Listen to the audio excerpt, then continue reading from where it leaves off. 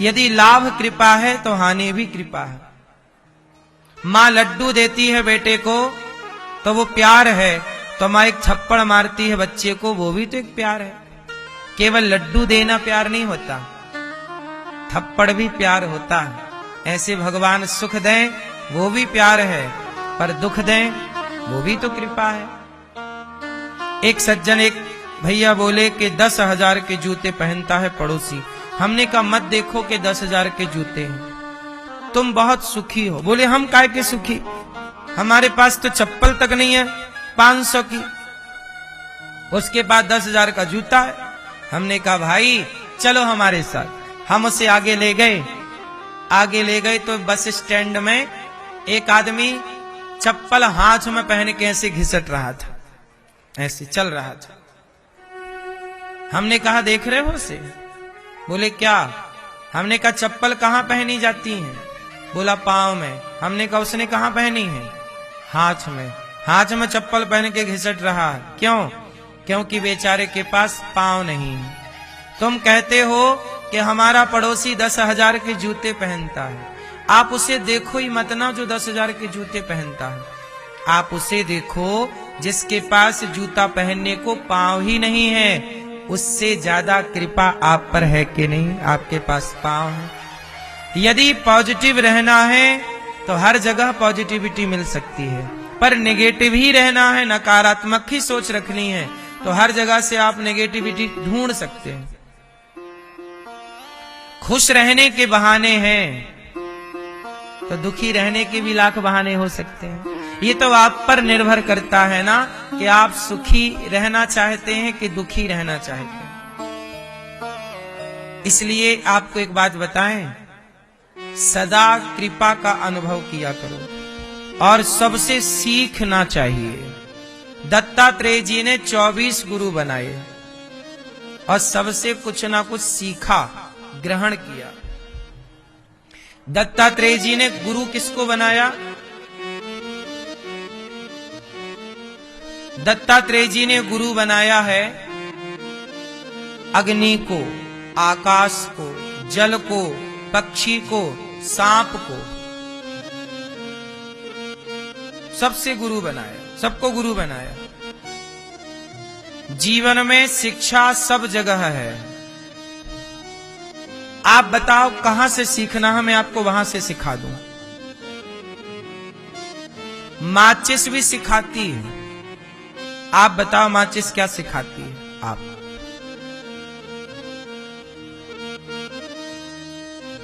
बताओ माचिस क्या सिखाती है? आप बताओ माचिस क्या सिखाती है? हैं? माचिस क्या क्या सिखाती है उसमें से कुछ कुछ मैं आपको बताऊं। देखो सीखना है तो माचिस की डिब्बी भी बहुत सिखाती है, और नहीं सीखना तो रावण ब्रह्मा जी से ना सीख पाया, रावण हनुमान जी से ना सीख पाया, रावण स्वयं राम से ना सीख पाया। जिसे नहीं सीखना वो राम से भी नहीं सीख पाएगा, और जिसे सीखना है वो माचिस की डिब्बी से, चींटी से, उड़ते हुए पक्षी से, मछली से, तिनका से। एक तिनका से भी आपको मैं बहुत कुछ सिखा सकता हूं। माचिस से क्या सीख सकते हैं? आओ सीखते हैं। माचिस है किसी के पास? सुनो, माचिस से क्या सीख सकते हैं? जैसे माचिस की तीली अलग है, माचिस अलग है, लेकिन जब तक माचिस की तीली माचिस में घिसती नहीं है, घर्षण नहीं होता, तब तक आग प्रकट। माचिस में आग है या नहीं? जोर से। माचिस में आग है या नहीं? जोर से। है तो अपने से जल काहे नहीं जाती? माचिस में आग तो है, पर प्रकट तब होगी जब तीली को माचिस से घिसोगे, घर्षण होगा। उसी तरह जैसे माचिस में आग तो है, घर्षण की जरूरत है, ऐसे आप में कण कण में भगवान तो है, भक्ति का घर्षण चाहिए। वो भक्ति हो, वो प्रेम हो, तो जैसे आग प्रकट हो जाती है भगवान प्रकट हो जाएंगे। ये माचिस सिखा रही है। माचिस दूसरी सीख क्या देती है? माचिस की तीली, माचिस की तीली क्या सिखाती है?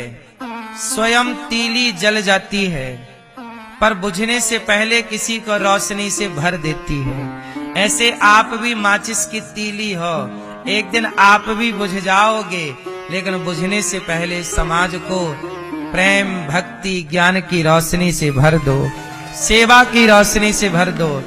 आप भी एक दिन बुझ जाओगे, माचिस की तीली भी बुझ जाएगी, पर बुझने के पहले दीपक जला देती है, प्रकाश दे देती है। आप भी किसी को अच्छा रास्ता दिखा दो, क्योंकि हम भी एक दिन बुझ ही जाएंगे। बात समझ में आई कि नहीं? तो आप भी समाज की सेवा की रोशनी दो, समाज को मुस्कान दो, हंसी दो, खुशी दो। तीसरी सीख माचिस की तीली से। माचिस की तीली औरों को बाद में जलाती है, स्वयं को पहले जलाती है। आप किसी का कुछ बिगाड़ना चाहोगे तो बाद में बिगाड़ोगे, बिगाड़ोगे स्वयं का पहले। ये माचिस की तीली सिखाती है। यदि आप किसी का कुछ बिगाड़ना चाहते हो, माचिस की तीली किसी को जलाने से पहले, आप माचिस की तीली से दिया जला रहे हैं, तो दिया बाद में जलेगा, तीली पहले जलेगी। आप किसी का कुछ बिगाड़ना चाहते हैं तो उसका बाद में बिगड़ेगा, पहले आपका जरूर बिगड़ेगा। ये माचिस की तीली सिखा रही है। इसलिए दूसरों के घर में आग लगाने से पहले ये देख लो कि आपके लगेगी, उसके बाद में लगेगी, पहले आपके लगे। क्योंकि जब तक तीली में आग नहीं लगेगी तो दीपक में आग लग ही नहीं सकती। कहते ना, जो दूसरों के लिए गड्ढा खोदता है वो अपने लिए ही खोद रहा है। आज नहीं गिरेगा, कल नहीं गिरेगा, परसों नहीं गिरेगा, पर एक दिन जरूर गिरेगा। ये माचिस सिखा रही है। अच्छा, माचिस और भी कुछ सिखाती है। माचिस कितनी है? बोलो, एक। माचिस एक है, पर माचिस की तीलियां अनेक हैं। उसी तरह ईश्वर एक है और तीलियां देवता हैं, देवता अनेक हैं। माचिस ईश्वर एको ब्रह्म। ईश्वर कितने? एक हैं, और देवता 33 कोटि। बोलो हाँ। देवता अनेक होते हैं, भगवान अनेक नहीं होते। माचिस सिखा रही है ये सारी बातें। अच्छा, माचिस एक चीज और सिखाती है। क्या? माचिस ये भेद नहीं करती कि ये मंदिर का दिया है, इसे जलाऊं, और ये शमशान की चिता है, इसे ना जलाऊं। माचिस आग मंदिर के दीपक को भी प्रदान करती है, और चिता को जलाने के लिए भी आग, माचिस आग देती है। माचिस भेद नहीं करती कि मैं तेरा दिया जलाऊंगी और तेरा दिया नहीं जलाऊंगी। माचिस भेद नहीं करती, वो सबको रोशनी देती है। चाहे माचिस मंदिर का दिया जलाए या मस्जिद का दिया जलाए, चर्च का दिया जलाए या गुरुद्वारे का दिया जलाए, माचिस भेद नहीं करती, वो सबको रोशनी देना चाहती है। बस हम इंसान हैं जो माचिस से भी बदतर हैं, जो इंसान होकर आपस में लड़ लड़ के समाप्त होते चले आए। और हम वो माचिस एक है। एक माचिस सारी तीलियों को संभाल के रखती है, वो संगठित रहती हैं तीलियां, और हम सनातनी संगठित नहीं हैं। माचिस सिखाती है कि संगठित रहो। वरना माचिस तो है पर तीलियां नहीं है, तो अकेली माचिस क्या कर लेगी? बोलो हाँ। सनातनी बिखर गए तो मुगलों ने, अंग्रेजों ने गुलाम बना लिया। हम संगठित होते तो क्या हमें गुलाम बनाया जा सकता था? बोलो। तो माचिस की तीलियां संगठित है ना, एक माचिस में, एक डिब्बी में भरी है सारी। ऐसे एक सनातन में आप एकजुट होकर के रहिए, सनातन में एकजुट होकर। कोई ये भेद ना हो कि मैं बड़ा मैं छोटा, ब्राह्मण क्षत्रिय वैश्य शूद्र, हम भाई भाई हैं, प्रेम से रहो। ये माचिस सिखा रही है। बोलो हाँ। भेद नहीं है माचिस के यहां। आपके यहां भेद है। बहुत लोग आज भी ऐसे हैं जो कहते हैं तेरी ये जाति है, तू छोटा है, तू बड़ा। काहे छोटा बड़ा कहती हो, कहते हो? ईश्वर ने क्या उसको खून कम दिया है, तुम्हारी रगों में ज्यादा है? क्या उसकी आंखों में कम दिखता है, तुम्हें ज्यादा दिखता है? जब ईश्वर की ओर से रोशनी में, कानों में, खून में, ईश्वर की शारीरिक संरचना में कोई भेद नहीं है, तो हम भेद करने वाले कौन हैं? है कोई? अच्छा, माचिस की तीली एक और शिक्षा देती है। आप 5 तीलियां रखो, एक अगल बगल सटा सटा के।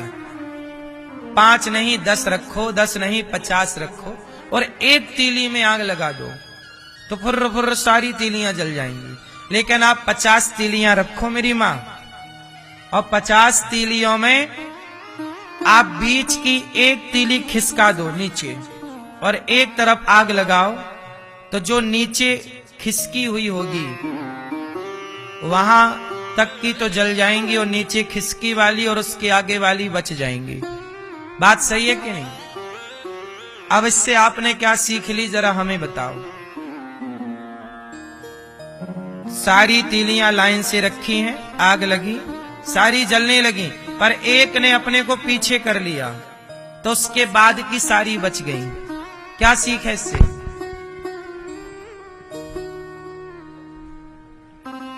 यदि हमारे पीछे हट जाने से परिवार जलने से बच रहा हो तो झुक जाना चाहिए, हट जाना चाहिए। कई बार आप नहीं झुकते, आपकी अकड़ के कारण तलाक हो जाता है, रिश्ते टूट जाते हैं, भाई भाई में झगड़ा हो जाता है, पिता पुत्र में लड़ाइयां हो जाती। क्यों? केवल ना झुकने से। एक तीली जरा झुक गई, पीछे हट गई, बच गई सारी। बोलो हाँ। आप भी थोड़ा पीछे हट जाओ। ये कौन सिखा रहा है? माचिस की तीलियां। माचिस तो सीखने वाला माचिस से बहुत सीख सकता है, और ना सीखने वाला ब्रह्मा से नहीं सीख पाया रावण।